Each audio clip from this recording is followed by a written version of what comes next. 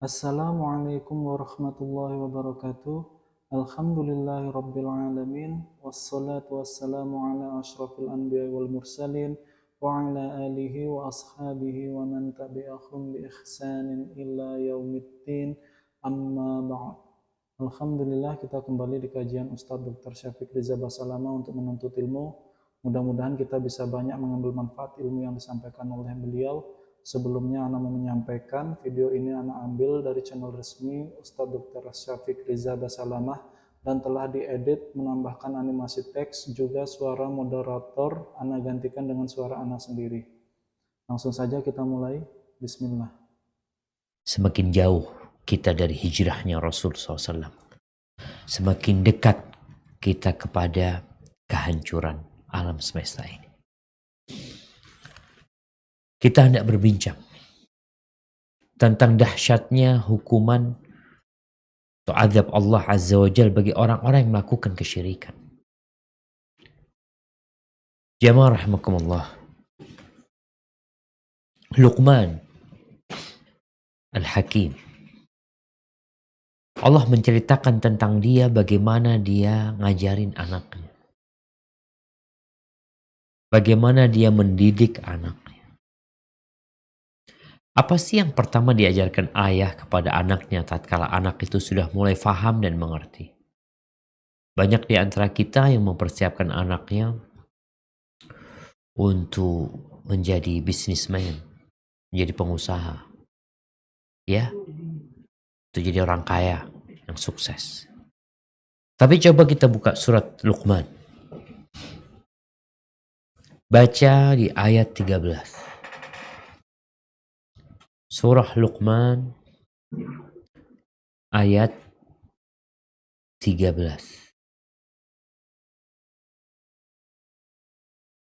A'udzu billahi minasy syaithanir rajim.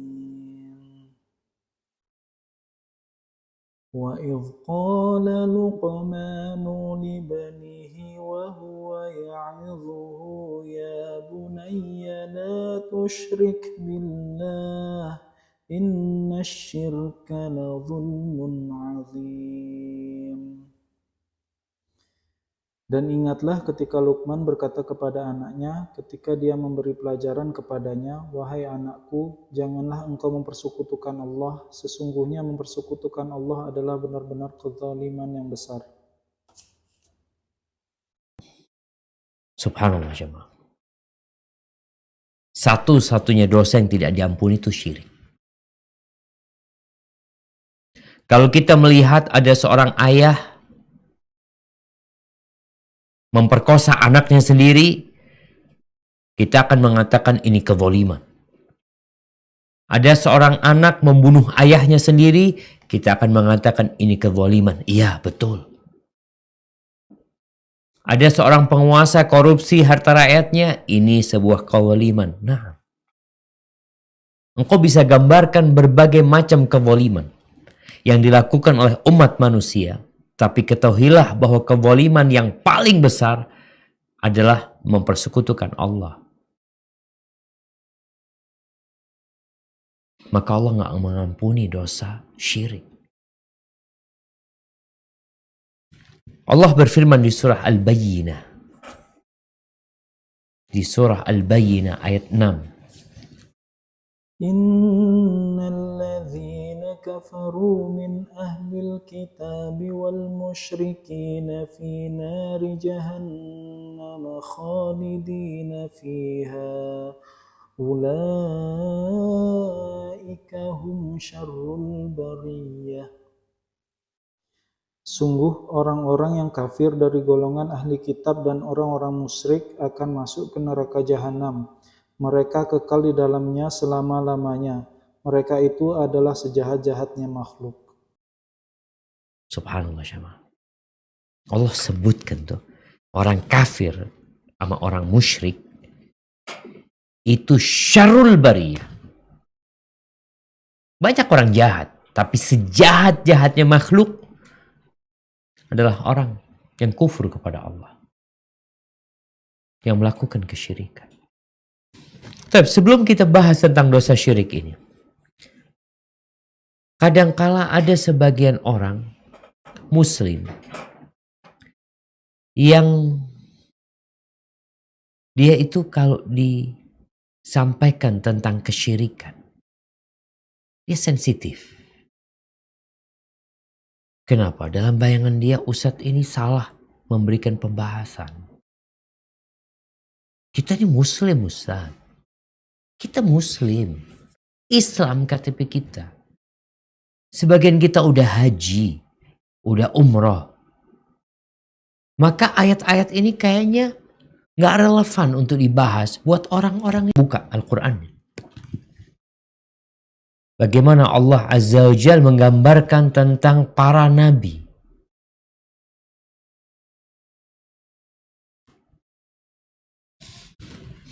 Nah, di surat Az-Zumar ayat 65.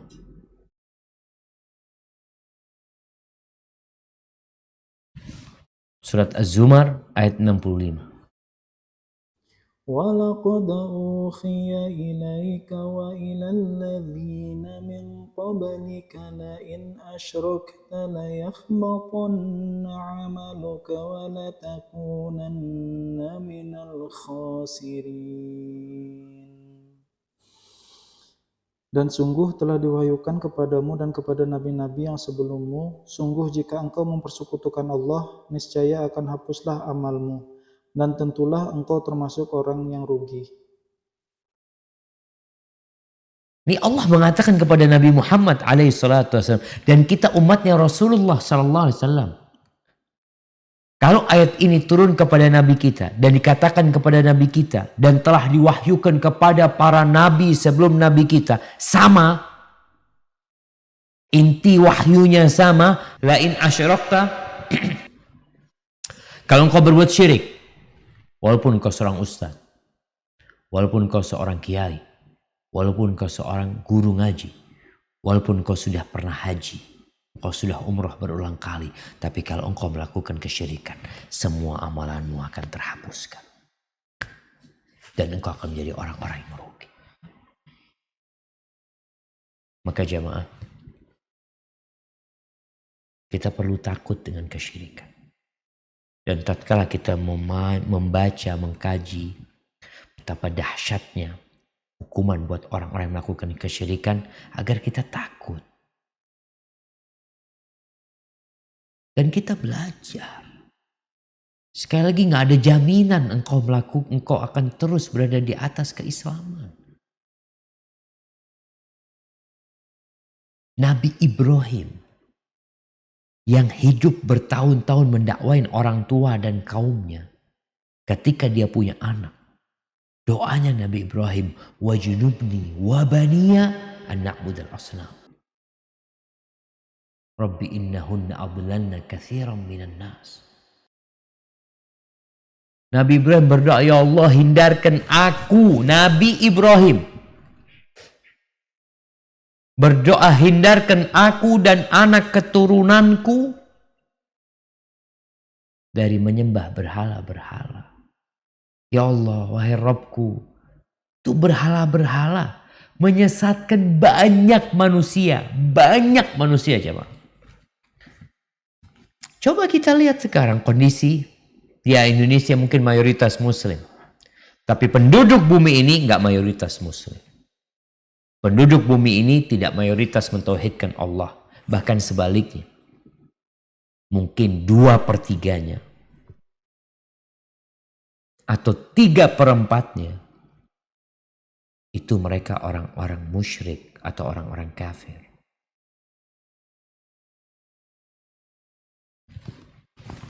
Di surah An-Nisa ayat 168-169. Surat An-Nisa Allah 168 169.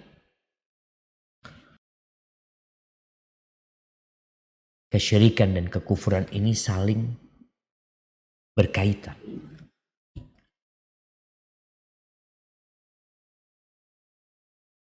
Kufur itu Di antara maknanya adalah menentang, meniadakan Allah Subhanahu wa taala.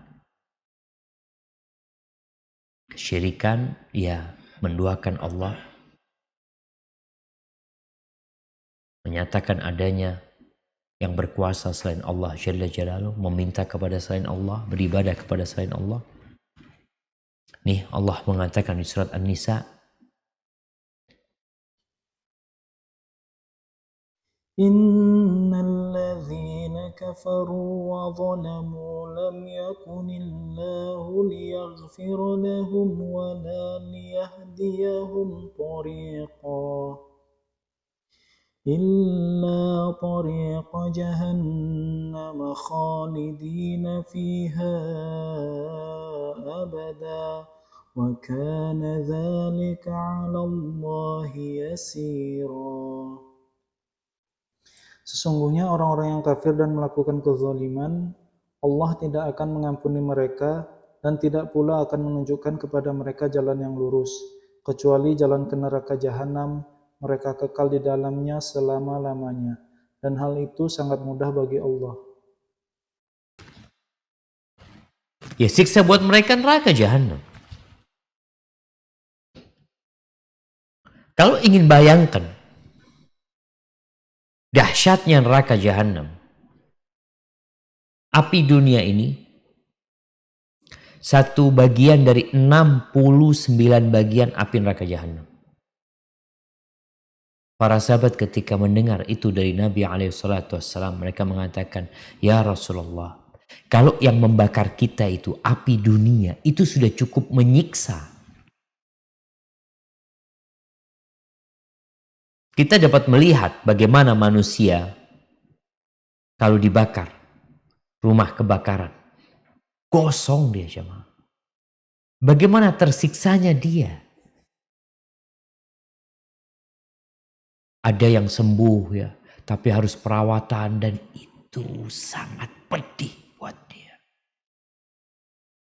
Makanya sampai Allah Azza wa Jal menyebutkan orang-orang kafir ini, orang-orang musyrikin, nggak ada istirahatnya diazab oleh Allah sehingga mereka ingin dimatikan. Di surat Fatir ayat 36.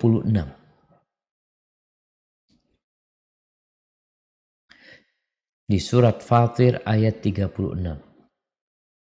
وَالَّذِينَ كَفَرُوا لَهُمْ نَارُ جَهَنَّمَ لَا يُقْضَى عَلَيْهِمْ فَيَمُوتُوا وَلَا يُخَفَّفُ عَنْهُمْ مِنْ عَذَابِهَا كَذَلِكَ نَجْزِي كُلَّ كَفُورٍ.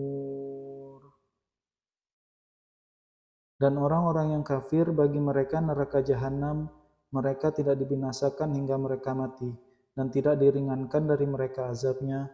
Demikianlah kami membalas setiap orang yang sangat kafir. Mungkin ada yang berpikir, Ustadz mereka cuma 70 tahun, masa disiksanya 700 tahun?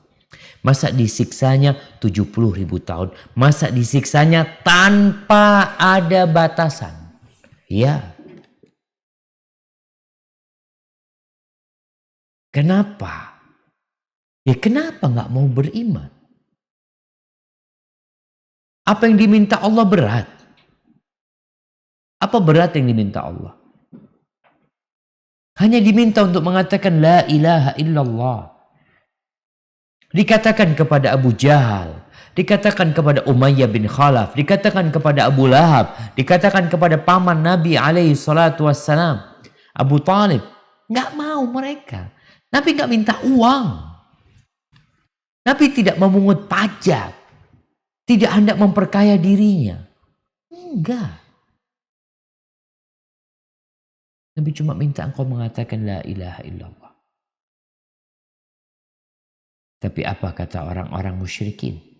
Aja'alal alihata ilaha wahida.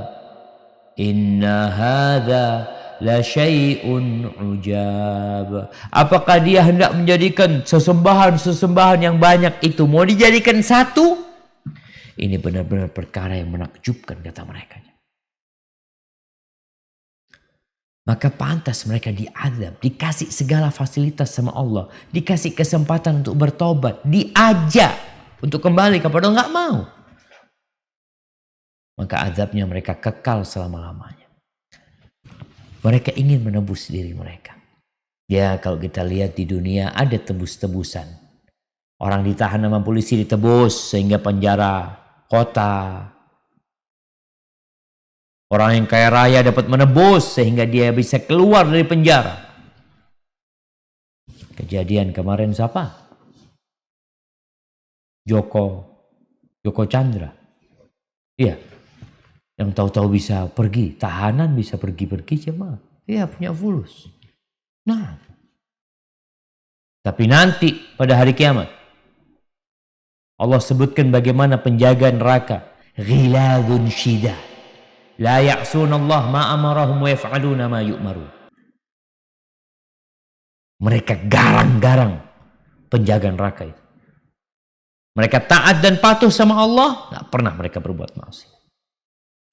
Makanya tatkala siksaan, ya, makanan, minuman di dalam neraka diberikan kepada mereka. Kalau ada orang dibakar, hari ini ada orang dibakar sehari. Terlalu lama sehari. Kita bisa melihat ketika pemadam kebakaran telat memadamkan api. 1 jam habis. Kok 1 jam? Setengah jam habis. Gosong tuh orang-orang. Maka mereka ingin menebus diri mereka. Allah berfirman di surat Al-Ma'idah. Ayat 36. Innal ladzina kafaru law anna lahum ما في الأرض جميعا ومثله معه ليفتدوا به من عذاب يوم القيامة ما تقبل منهم ولهم عذاب أليم. Sesungguhnya orang-orang yang kafir, seandainya mereka memiliki segala apa yang ada di bumi dan ditambahkan dengan sebanyak itu lagi, untuk menebus diri mereka dari azab pada hari kiamat, niscaya semua tebusan itu tidak akan diterima dari mereka. Mereka tetap mendapat azab yang pedih. Bukan hanya fisik yang diadab, jiwa mereka pun diadab. Gak ada gunanya duniamu. Dan engkau gak mungkin memiliki bumi ini sama isinya. Separuhnya belum tentu engkau miliki. Kadangkala engkau makan susah. Masih melakukan kesyirikan. Tadi kita sebutkan. Mungkin 3/4 penduduk bumi ini gak beriman. Kalau mereka yang memiliki bumi ini, satu pemiliknya. Memiliki bumi, 2. Bumi lagi. Double. Ingin menebus diri mereka. Sekarang orang mungkin kalau punya uang 1 triliun, dia bisa selamat tuh dari sipir. Dia kasih 1 triliun jemaah. Kok 1 triliun? 1 miliar keluar Ustaz. Gimana dengan 1 triliun? Dan di surat Ali Imran ayat 91 Allah tuh menggambarkan berulang kali dalam Al-Quran bagaimana dahsyatnya azab neraka, bagaimana orang-orang kafir. Innal ladzina kafaru wa matu wa hum kuffarun falan yuqbala min ahadihim mil'ul ardi dhahaban walau iftada bih ulaika lahum adzabun alim wa ma lahum min nasirin. Sungguh orang-orang yang kafir dan mati dalam kekafiran tidak akan diterima tebusan dari seseorang di antara mereka sekalipun berupa emas sepenuh bumi. Sekiranya dia hendak menebus diri dengannya, mereka itulah orang-orang yang mendapat azab yang pedih dan tidak memperoleh penolong. Kita aja lihat yang namanya Freeport rebutan, dibagi berapa? Berapa negeri kita dapat? Kalau engkau memiliki, bukan Freeport ya, bumi ini emas. Bumi ini semuanya emas. Lalu engkau ingin menebus dirimu ketika engkau orang yang kafir. Gak ada kesempatan. Allah gak minta emas sama engkau. Gak minta mobil. Minta engkau mengatakan la ilaha illallah. Mengabdi kepada Allah. Ahibati fillah. Allah menyebutkan bagaimana kelak orang-orang kafir dan musyrik ini dihimpun pada hari kiamat. Di surat Al-Isra ayat 97. Allah Azza wa Jal berfirman ayat 97. وَمَنْ يَهْدِ اللَّهُ فَهُوَ الْمُهْتَدِ وَمَنْ يُضْلِلْ فَلَنْ تَجِدَ لَهُمْ أَوْلِيَاءَ مِنْ دُونِهِ وَنَحْشُرُهُمْ يَوْمَ الْقِيَامَةِ عَلَى وُجُوهِهِمْ عُمْيًا وَبُكْمًا وَصُمًّا مَأْوَاهُمْ جَهَنَّمُ كُلَّمَا خَبَتْ زِدْنَاهُمْ سَعِيرًا. Dan barang siapa diberi petunjuk oleh Allah, dialah yang mendapat petunjuk. Dan barang siapa dia sesatkan, maka engkau tidak akan mendapatkan penolong-penolong bagi mereka selain dia. Dan kami akan mengumpulkan mereka pada hari kiamat dengan wajah tersungkur, dalam keadaan buta, bisu, dan tuli. Tempat kediaman mereka adalah neraka jahanam. Setiap kali nyala api jahanam itu akan padam, kami tambah lagi nyalanya bagi mereka. Ahibati fillah. Allah benar-benar mengadab mereka. Allah bikin buta mereka. Tuli. Bisu. Nanti mereka diberi kesempatan berbicara. Mereka dikasih kesempatan untuk melihat, mendengar. Ya.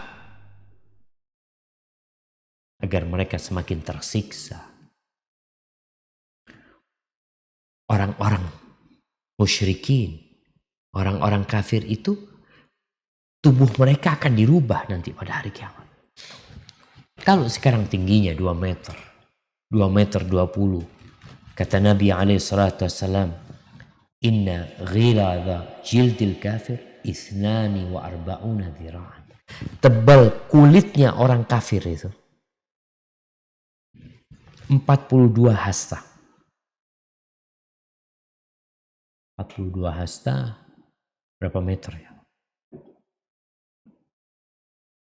Hitung tuh. Wa inna dirsahu mitlu Uhud. Gigi gerahamnya seperti gunung Uhud. Besar sekali. Wa inna majlisahu min jahannam ma baina Makkah wal Madinah. Tempat duduknya, tempat dia disiksa di neraka jahanam, jaraknya seperti antara Mekah dan Madinah. Kenapa Ustaz? Liyadzuqul adzab. Agar semakin tersiksa dia.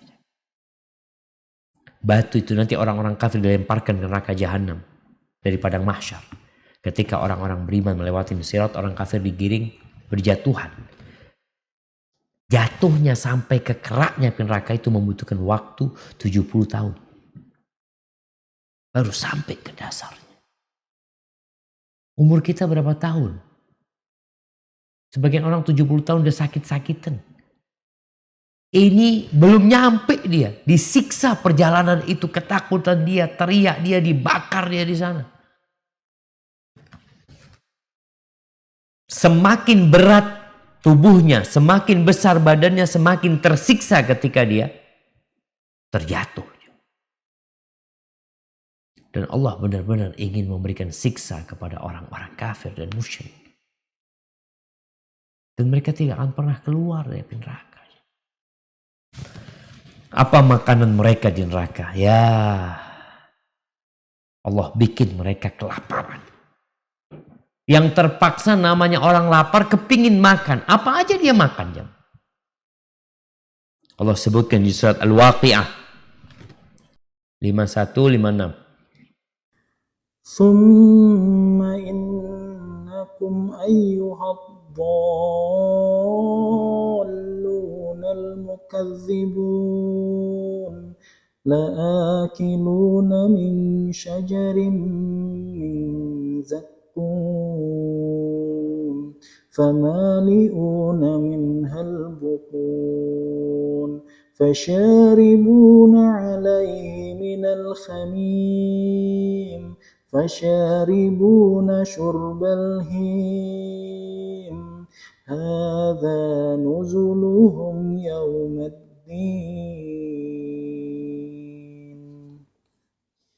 Kemudian sesungguhnya kamu wahai orang-orang yang sesat lagi mendustakan pasti akan memakan pohon zakum, maka akan penuh perutmu dengannya. Setelah itu kamu akan meminum air yang sangat panas, maka kamu minum seperti unta yang sangat haus minum. Itulah hidangan untuk mereka pada hari pembalasan. Barakallahu fikum jamaah. Tuh jamaah. Allah ceritakan di ayat lain bahwa minuman itu dia minum seperti minumnya onta, airnya panas jamaah. Ketika masuk ke mulut mereka, usus mereka terpotong-potong. Kalau bicara makanan mereka zakum, Rasulullah SAW mengatakan, "Lau anna qatratan minaz zakum qutirat."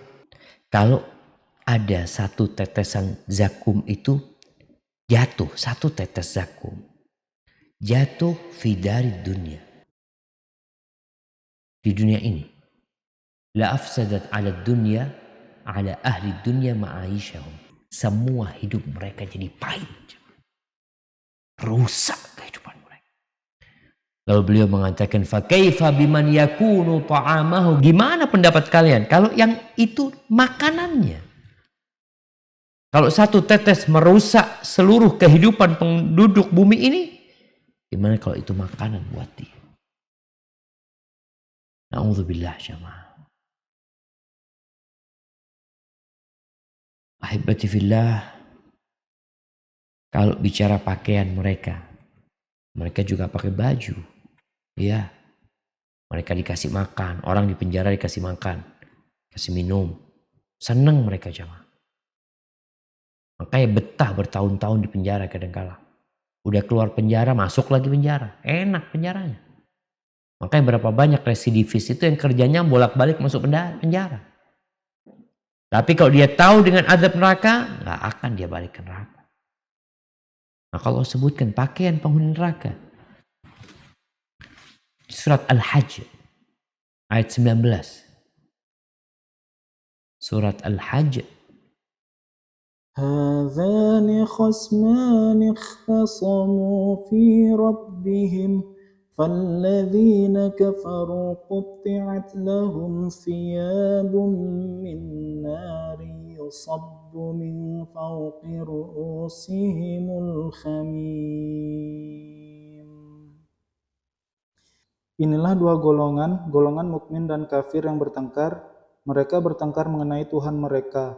Maka bagi orang kafir akan dibuatkan pakaian-pakaian dari api neraka untuk mereka, ke atas kepala mereka akan disiramkan air yang mendidih. Barakallahu fikum. Ibrahim At-Taimi ketika membaca ini, ayat di surat Al-Hajj ayat 19, beliau mengatakan, Subhana man khalaqa minan nari thiyaba. Maha suci Allah yang menciptakan pakaian dari neraka. Dari api pakaiannya sama. Orang kan ketika berpakaian, kemudian pakaiannya terbakar, dia ingin membuka pakaiannya. Nanti di neraka pakaiannya dari api. Sehingga mau pergi kemana? Mau lari kemana? Tempatmu neraka, pakaianmu neraka. Engkau mau pergi kemana? Kemudian di surat Ibrahim ayat 48-49. Yawma tubaddalul ardu ghairal ardi was-samawati wa barazu lillahil wahidil qahhar. وَتَرَى الْمُجْرِمِينَ يَوْمَئِذٍ مُقَرَّنِينَ فِي الْأَصْفَادِ. Tambah satu ayat lagi, ayat 50. سَرَابِيلُهُم مِّن قَطِرَانٍ وَتَغْشَى وُجُوهَهُمُ النَّارُ. yaitu pada hari ketika bumi diganti dengan bumi yang lain, dan demikian pula langit, dan mereka manusia berkumpul di padang mahsyar menghadap Allah yang Maha Esa, Maha Perkasa. Dan pada hari itu engkau akan melihat orang yang berdosa bersama-sama diikat dengan belenggu, pakaian mereka dari cairan aspal, dan wajah mereka ditutup oleh api neraka. Nah, pakaian mereka min qatiran. Qatiran itu disebutkan cairan aspal. Qatiran itu disebutkan an-nuhas al-mudhab. Tembaga yang dicairkan. Itu jadi pakaian mereka. Makanya mereka kepingin mati. Allah menceritakan tentang bagaimana orang-orang dalam neraka teriak memanggil malaikat Malik. Wanadau ya Malik. Coba dibuka, ini ayat terakhir yang kita baca. Di surat Az-Zukhruf, ayat 77. Bagaimana Allah menceritakan penghuni neraka teriak-teriak minta tolong kepada penjaga neraka. Agar mereka dimatikan. Mereka udah gak kepingin keluar sudah. Ayat 77. وَنَادَوْا يَا مَالِكُ لِيَقْضِ عَلَيْنَا رَبُّكَ قَالَ إِنَّكُمْ مَاكِثُونَ. Dan mereka berseru, wahai malaikat Malik, biarlah Tuhanmu mematikan kami saja. Dia menjawab, sungguh kamu akan tetap tinggal di neraka ini. Barakallahu fikum. Nah, apa yang diinginkan oleh penghuni neraka? Kita tahu orang beriman, selama dia tidak melakukan kesyirikan, kalau ternyata amal soleh dia tidak cukup mengantarkan dia ke surga, juga syafaat tidak diberikan kepadanya, tentunya rahmat Allah yang paling utama. Akhirnya dia harus berada di neraka. Masih ada kesempatan bagi dia untuk keluar dari api neraka. Tapi buat orang-orang kafir, untuk orang-orang musyrik, maka mereka akan berada di dalamnya kekal selama-lamanya. Tatkala sudah bertahun-tahun disiksa atau berhari-hari disiksa, akhirnya dia memanggil malaikat penjaga neraka, ya Malik, liyaqdi alaina rabbuk, mintakan kepada Rabbmu agar mematikan kami.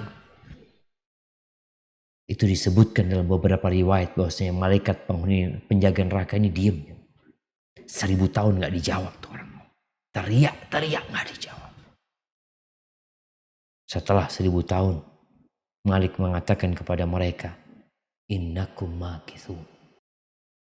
Kalian tetap di sana. Laqad ji'nakum bil haqq walakinna aktsarakum lil haqqi karihun. Kami telah datang kepada kalian membawa kebenaran, tapi kebanyakan kalian gak suka dengan kebenaran. Maka jamaah rahimakumullah, ingat dengan firman Allah Azza wa Jalla, ya ayyuhalladzina amanu taqullaha haqqa tuqatih wa la tamutunna illa wa antum muslimun. Wahai orang-orang beriman, bertakwalah kalian kepada Allah dengan sebenar-benarnya takwa, dan jaga tuh, jangan sampai kalian mati kecuali dalam kondisi Islam. Itu sekilas tentang azab. Ini baru sedikit ya, masih banyak Allah ceritakan dalam Al-Quran Karim berkaitan dengan siksa yang Allah berikan kepada orang-orang yang melakukan kesyirikan dan orang-orang kafir. Hadza wallahu a'lam bishawab. Mungkin kita masuk ke sesi tanya jawab. Nah, mana persilahkan. Tafadhol. Pertanyaan pertama dari Ibu Widya. Pertanyaannya, Ustadz, anak-anak saya sering bertanya, apakah jasad yang sudah disiksa di alam kubur karena azab kubur itu bisa memperingan siksa di neraka? Nah, jemaah. Barakallahu fikum. Ya, kalau kita melihat apa saja yang meringankan azab buat kita. Apa saja amalan yang menghapuskan dosa kita. Ada amalan-amalan yang menghapuskan dosa. Dan ada peristiwa-peristiwa yang menghapuskan dosa. Contohnya orang sakit. Itu akan menjadi peringan buat dia. Sampai-sampai ada orang yang kata Nabi SAW yang berjalan di muka bumi ini gak punya dosa. Karena udah dibalas tadi. Tapi ada yang mungkin balasannya nggak cukup di dunia. Masih banyak dosa dia. Kemudian dia di alam kubur. Dia disiksa lagi di alam kubur. Apakah siksaan dia akan meringankan dia nanti pada yaumul hisab? Iya. Akan meringankan. Kalau dia orang yang beriman. Sehingga nanti bisa jadi dia keluar dari kuburannya menuju ke padang mahsyar dalam kondisi dosanya udah selesai. Dia udah dapat balasan tadi. Jadi balasan itu bisa jadi didapat ketika hidup di dunia dengan penyakit-penyakit, dengan petaka, musibah, dan bisa jadi dia mendapatkan balasan itu ketika berada di alam kubur, dan bisa jadi ketika keluar dari kuburan ketakutan, kekhawatiran yang terjadi di padang mahsyar itu pun dapat meringankan azab buat dia. Ada yang akhirnya belum bersih nih. Ada yang melewati sirat dalam kondisi dia masih punya dosa. Ada yang merangkak, yang kemudian dia terbakar di kanannya, terbakar di kirinya, dia merangkak sampai akhirnya selamat dari api neraka. Itu pun menjadi penghapusan buat dosa-dosa dia. Allah tuh maha pengasih, maha penyayang jamaah. Allah ingin hamba-hambanya itu masuk surga. Makanya Allah utus para nabi. Allah turunkan kitabnya. Tapi kebanyakan kita gak suka sama kebenaran. Hadza wallahu a'lam bissawab. Nah. Selanjutnya Ustadz, dari Mamuju, Sulawesi Barat, Asmaul Husna Yusuf. Bismillah, afwan Ustadz. Bagaimana kita bisa menghindari orang-orang yang melakukan kesyirikan di sekitar kita? Ya jemaah. Muslim itu bukan hanya baik di dirinya. Tapi Muslim itu juga bersifat memperbaiki orang lain. Ketika Rasul Shallallahu Alaihi Wasallam berdakwah di kota Mekah, kita dapat melihat 40 tahun sebelum beliau jadi nabi, beliau itu dicintai oleh kaumnya. Tapi tatkala beliau menjadi nabi dan mengajak orang untuk jadi orang baik, beliau dibenci oleh kaumnya. Bahkan berulang kali mau dibunuh sama kaum. Maka engkau sebagai seorang muslim tatkala melihat masyarakat melakukan kesyirikan, maka yang pertama harus engkau lakukan, jaga imanmu. Berdoa minta sama Allah supaya dihindarkan dari kesyirikan. Yang ketiga, belajar. Apa sih kesalahan-kesalahan yang dilakukan oleh masyarakat di sekitar? Oh, mereka mencari pesugihan umpamanya. Memohon kepada selain Allah. Maka engkau berusaha untuk memperbaiki. Anak gak bisa Ustaz. Anak gak bisa ngomong. Taib. Gak bisa ngomong, engkau datangkan Ustaz. Kayak sekarang, kajian kita sekarang ini. Pak Bintang undang Ana untuk memberikan kajian. Engkau bisa lakukan itu. Orang-orang masyarakat di sekitar ya, kita bikin grup Zoom. Yuk kumpul yuk dengerin Ustaz ceramah. Artinya tugas seorang muslim itu mengingkari kemungkaran dengan tangannya. Gak mampu makan dengan lisannya, gak mampu makan dengan hatinya. Dan kita tidak boleh membiarkan kemungkaran itu merajalela. Karena ketika azab Allah turun, itu tidak hanya menimpa pelaku kemaksiatan.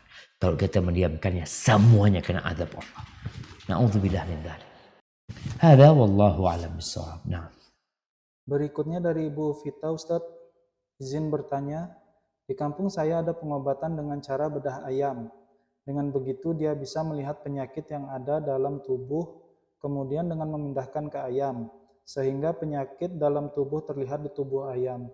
Apakah pengobatan tersebut termasuk syirik Ustadz? Barakallahu fikum. Ya jamaah. Ini sebenarnya pengobatan lama ya. Dulu pernah ada yang rame sampai masuk televisi ya. Dia itu mengobatin orang dengan memindahkan penyakit itu kepada binatang. Tergantung penyakitnya. Kalau penyakitnya ringan mungkin ke ayam. Penyakitnya sedang ke kambing. Penyakitnya berat ke sapi. Mereka melakukan itu. Apakah memang benar bisa seperti itu? Nggak ada jamaah. Nggak bisa mindahkan penyakit. Maka yang dilakukan oleh mereka adalah menutupin sakit yang ada di tubuhnya. Kemudian dengan menjadikan jin itu meletakkan penyakit di tubuh ayam tersebut. Apakah pengobatan ini termasuk syirik? Dilihat apakah dia menyembelihnya dengan nama Allah. Atau memang yang dia lakukan adalah penghambaan kepada jin. Dan sekali lagi, kadangkala ada orang ketika masuk ke CT scan, gak ada penyakitnya, gak ada kankernya. Udah pindah ke ayam, udah pindah ke kambing, bohong. Jinnya menutupin agar tidak terlihat. Sejatinya penyakitnya tetap ada. Dan berapa banyak orang yang berobat tertipu dengan mereka, akhirnya mereka mati dengan penyakit tersebut. Maka kalau dibicarakan apakah itu bentuk kesyirikan, ya kalau di situ ada pemujaan kepada selain Allah SWT, na'udzubillah. Dan hindarin yang seperti itu jamaah. Memang nggak bisa kita pungkirin ya. Orang itu kalau sakit, dia cari segala cara untuk sembuh. Ada orang ngomong, coba berangkat ke fulan, coba berangkat ke fulan. Apa aja dia jalani. Harapannya dia bisa sembuh. Maka berhati-hati cara-cara yang seperti ini yang tidak sesuai dengan bimbingan syariat, apalagi kemungkinan besar di situ ada pemujaan kepada iblis atau kepada jin yang kemudian dia berusaha untuk bukan menyembuhkan, dia nggak bisa menyembuhkan, dia mengelabui manusia. Hada wallahu a'lam bishawab. Nah, Dari Ibu Riani Angela, Assalamualaikum Ustadz. Apakah sudah takdirnya punya suami yang tidak pernah sholat dan ibadah-ibadah lainnya? ya yang pertama kalau bicara apakah takdir ya. Takdir itu setelah terjadi. Takdir itu baru kita ketahui setelah terjadi. Allah mencatat takdir kita. 50.000 tahun sebelum ciptakan langit dan bumi telah ditentukan takdir. Tatkala kita berumur 120 hari di perut ibunda kita dikirim malaikat mencatat itu takdir. Nah sekarang nih, kalau seorang wanita mendapatkan suami yang tidak sholat, apakah itu takdir? Iya kalau bicara udah terjadi takdir. Tapi engkau akan dihisap nih. Engkau kok mau dapat suami gak sholat?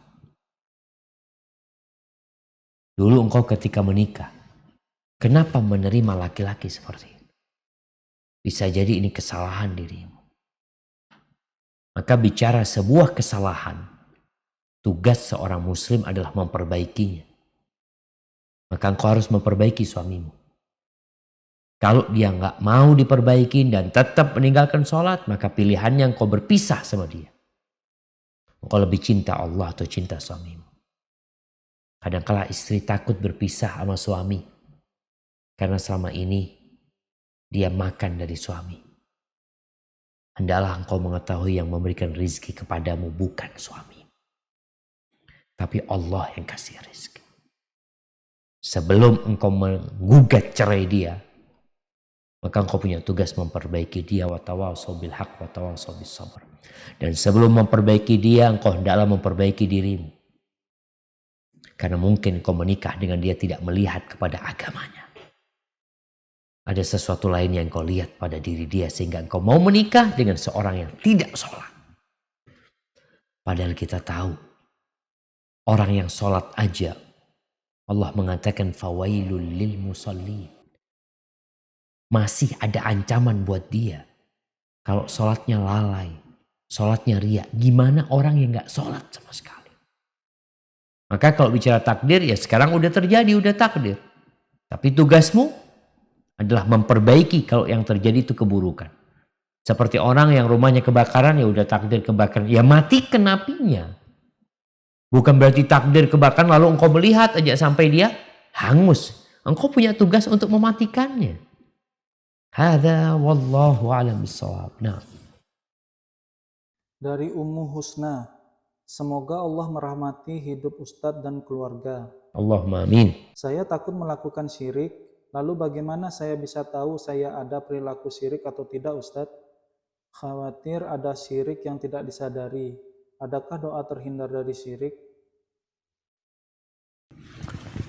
Iya jemaah. Kalau bicara bagaimana kita tahu yang kita lakukan syirik ya. Syirik ini kan bermacam-macam. Ada syirik besar yang pelakunya tidak akan diampuni. Yang pelakunya akan kekal dalam neraka selama-lamanya. Tapi ada syirik kecil. Seperti riya termasuk syirik kecil. Seperti orang yang menjadikan sesuatu yang bukan sebab. Dalam agama dia jadikan sebab perantara. Itu termasuk syirik kecil. Bersumpah dengan selain nama Allah termasuk syirik kecil. Jadi ada perkara-perkara yang termasuk syirik besar dan ada perkara-perkara yang masuk syirik kecil. Gimana kita mengetahui mana yang syirik besar, mana yang syirik kecil, mana yang perbuatan syirik dan mana yang tidak? Belajar. Maka kita perlu belajar agama kita. Kalau urusan ilmu dunia aja kita belajar 6 tahun SD, 3 tahun SMP, 3 tahun SMA, kuliah 4 tahun. Itu untuk kehidupan dunia. Kenapa untuk kehidupan akhirat? Sebuah perjalanan yang menentukan kita kekal di neraka atau kita kekal di surga. Kenapa kita nggak mau belajar? Maka pembahasan tentang tauhid, pembahasan tentang kesyirikan, itu pembahasan yang seorang muslim harus mempelajarinya. Kalau enggak, engkau bisa terjebak dalam kesyirikan dengan mengatakan, enggak tahu. Kenapa? Karena sebelum Islam datang ke Indonesia, agama yang banyak waktu itu adalah Hindu dan Buddha. Animisme juga. Mereka memiliki tradisi-tradisi yang mengandung kesyirikan. Karena memang agama mereka dasarnya kesyirikan. Sehingga kita yang hidup di bumi Indonesia ini perlu berhati-hati. Apakah yang dilakukan ini syirik atau tidak? Pernah contoh nih orang baru masuk Islam di masa Nabi SAW. Mereka masih pakai jimat. Masih ada sahabat yang pakai jimat waktu itu. Bahkan pada waktu tahun ke-8 Hijriah. Setelah Nabi SAW menaklukkan Mekah. Kemudian berangkat menuju ke Taif. Ke Hawazin sana untuk memerangi orang-orang musyrikin di sana. Dalam perjalanan ikut 2.000 orang Mekah. Jadi pasukan itu 12.000. Tatkala mereka melewati pohon keramat. Jadi mereka punya pohon untuk naruh pedang mereka, senjata mereka. Orang-orang musyrik yang baru masuk Islam ini mengatakan kepada Nabi SAW, "Ya Rasulullah, ij'al lana dhata anwatin kama lahum dhatu anwat." Wahai Rasulullah, jadikan buat kami pohon keramat seperti mereka punya pohon keramat. Orang musyrik punya pohon keramat. Masa orang Islam nggak punya? Minta mereka. Nabi bertakbir, Allahu Akbar, inna hasanan, atau inna hasunan. Laqad qultum kama qala Banu Israel li Musa. Yang kalian ucapkan itu sama dengan ucapan Bani Israel kepada Nabi Musa alaihissalam. Ketika diselamatkan dari Fir'aun, melihat ada orang menyembah berhala, apa kata Bani Israel mengatakan kepada Nabi Musa alaihissalam, ij'al lana ilahan kama lahum aliyah. Tolong bikinkan buat kami sesembahan seperti sesembahan mereka. Mereka percaya Allah yang menciptakan mereka. Tapi mereka membuat perantara-perantara menuju kepada Allah. Maka kita perlu belajar. Mana yang syirik dan bukan. Adapun kalau bicara doa. Ya tadi doa ini dibaca oleh Nabi Ibrahim. Wa junubni wa baniya an na'budal asnam. Hindarkan aku dan anak keturunanku dari menyembah berhala-berhala. Kemudian ada sebuah doa yang diriwayatkan dari Nabi SAW. Allahumma inni a'udzubika an usyrika bika syai'an a'lamu wa astaghfiruka lima la a'lamu. Ya Allah, aku berlindung kepadamu untuk melakukan kesyirikan yang aku tahu itu syirik. Minta perlindungan kepada Allah. Dan aku mohon ampun kepadamu terhadap perbuatan syirik yang aku nggak tahu kalau itu perbuatan syirik. Maka menuntut ilmu itu kewajiban buat setiap muslim, khusus yang berkaitan dengan akidah dia. Hadza wallahu a'lam bissawab. Nah, Dari Ibu Vila, mau bertanya bagaimana cara mengajak keluarga yang masih beragama Nasrani untuk masuk Islam, karena sangat sulit mengajaknya untuk ke agama Islam. Bagaimana itu Ustadz kiat-kiatnya? iya jamaah. Kalau bicara sulit ya, kebanyakan kita itu nggak mendakwain mereka. Jadi yang terjadi di masyarakat kita ini nafsi-nafsi. Sedangkan orang-orang Nasoro, mereka memiliki misi, maka misionaris kalau lihat di masa Belanda ya. Agama Nasrani kan dibawa oleh penjajah pada waktu itu ke Indonesia. Mereka membawa misionaris. Mereka mendakwain orang-orang agar keluar dari agama mereka. Yang Islam pun seperti itu. Banyak daerah-daerah pemurtadan yang dilakukan oleh orang-orang Nasara ada di negeri kita. Sedangkan yang Muslim ini, jadi pernah tahun 80-an ya, atau 90-an itu terjadi kegaduhan di antara umat beragama ini. Maka kemudian berkumpullah dari MUI, dari kumpulan gereja-gereja. Salah satu yang diusulkan di situ adalah dari pihak Muslim tidak boleh menyebarkan agama kepada orang yang beragama. Tapi ternyata ditolak oleh orang-orang Nasara pada waktu itu. Mereka menyebarkan agama mereka kepada yang sudah beragama. Maka kita sebagai seorang Muslim hendaklah mendakwain mereka. Duduk sama mereka. Kalau bicara bagaimana kita mendakwain mereka, sampaikan kepada mereka bahwasanya aku percaya sama Nabi Isa alaihissalam.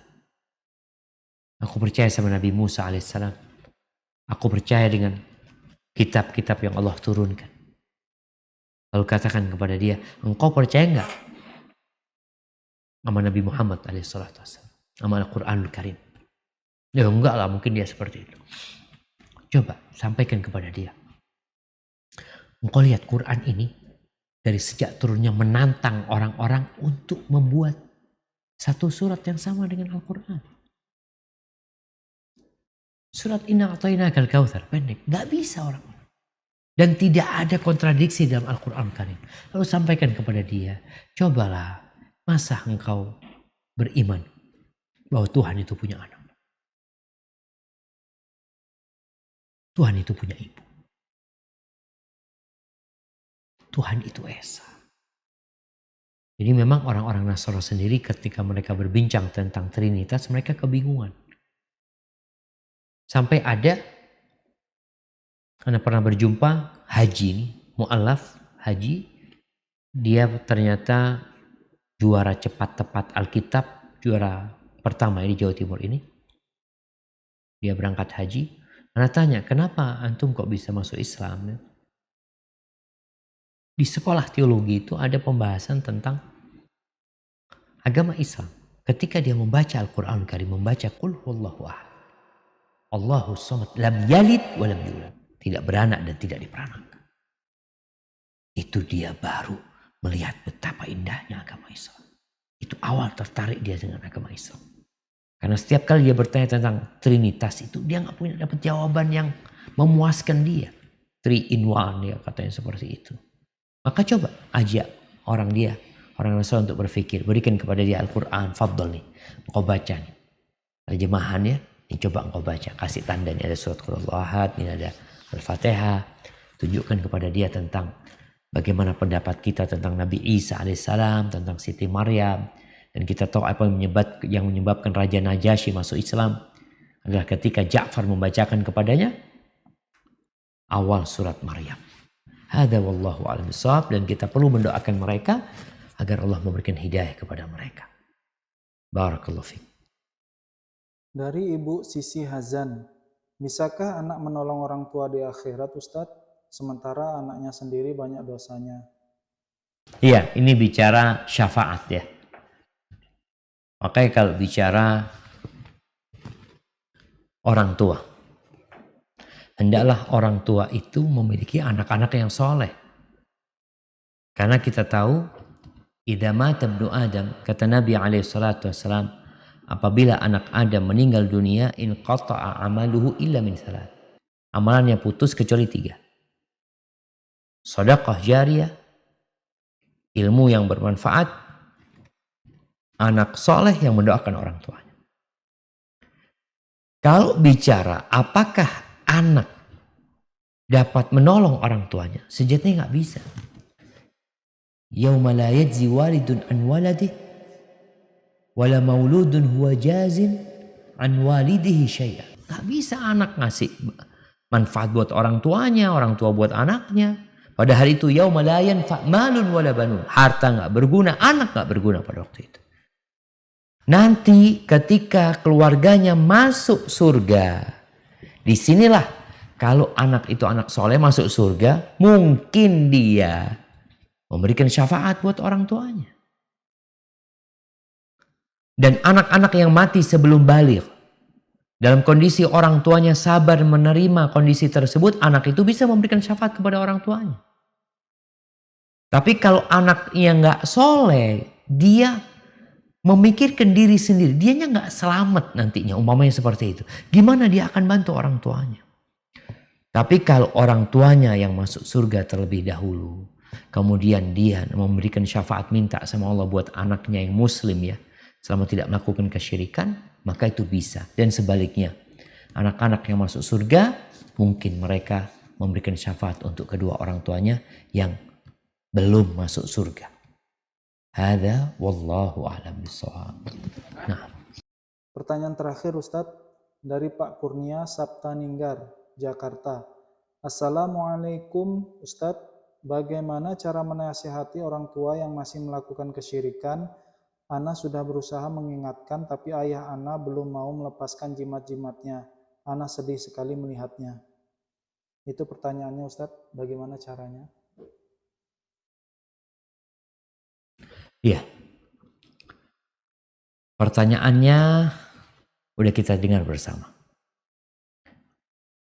Perlu kita bertanya kepada diri kita sendiri. Apa sih yang menyebabkan orang pakai jimat? Kenapa dia pakai jimat? Ingin kuat, ingin selamat. Kadangkala ada yang berkaitan dengan rezeki. Dia ingin dapat rezeki. Jadi yang perlu kita lakukan adalah mengenalkan orang tua kita. Bukan masalah jimatnya. Kan udah dikasih nasihat tentang jimat. Dan ternyata belum mau. Maka yang harus engkau kenalkan sama dia tentang Allah Azza wa Jalla. Engkau ingin keselamatan. Ayah kepingin selamat kan? Allah itu di antara namanya adalah As-Salam. Ayah ingin rezeki, di antara nama Allah itu Ar-Razzaq, Dzul Quwwatil Matin. Ayah ingin sehat, ayah ingin sembuh. Itu menjadi pendorong orang memakai jimat.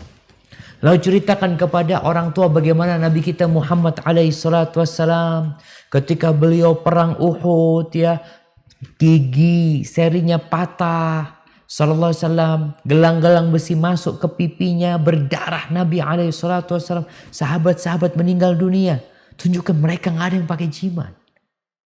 Mereka meninggal dunia. Rasulullah terluka. Sallallahu alaihi wasallam.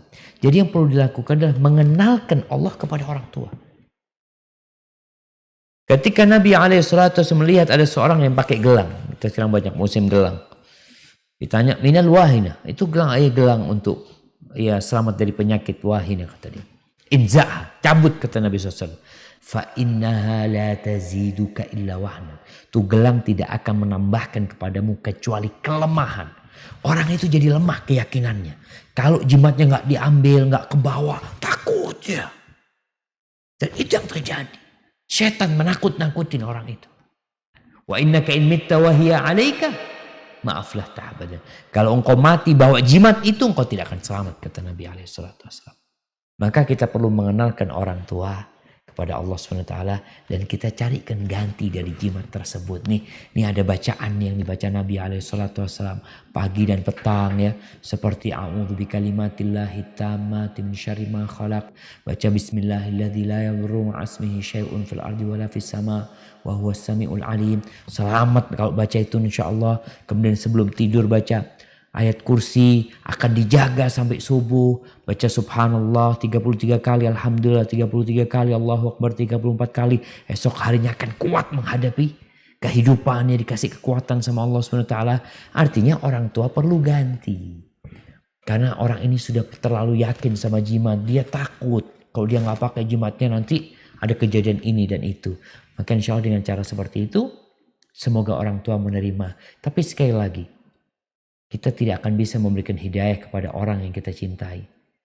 Tapi Allah memberikan hidayah kepada siapa yang Allah kehendaki. Wa huwa a'lamu bil muhtadin, dan Allah lebih tahu siapa yang pantas mendapatkan hidayah. Hada wallahu a'lam bishawab. Itu yang bisa saya sampaikan Pak Bintang. Makasih banyak atas kesempatannya. Anda kembalikan kepada beliau sebagai pembawa acara. Tafadhol. Jazakallah khairan Ustaz, barakallahu fiik, jazakumullah khairan kepada para jamaah semua. Berakhir sudah kajian dengan tema dahsyatnya neraka bagi pelaku kesyirikan. Mudah-mudahan ilmu yang disampaikan beliau bermanfaat dan bisa kita amalkan. Kurang lebihnya mohon maaf. Subhanakallahumma wa bihamdika asyhadu an la ilaha illa anta astaghfiruka wa atubu ilaik. Wassalamualaikum warahmatullahi wabarakatuh.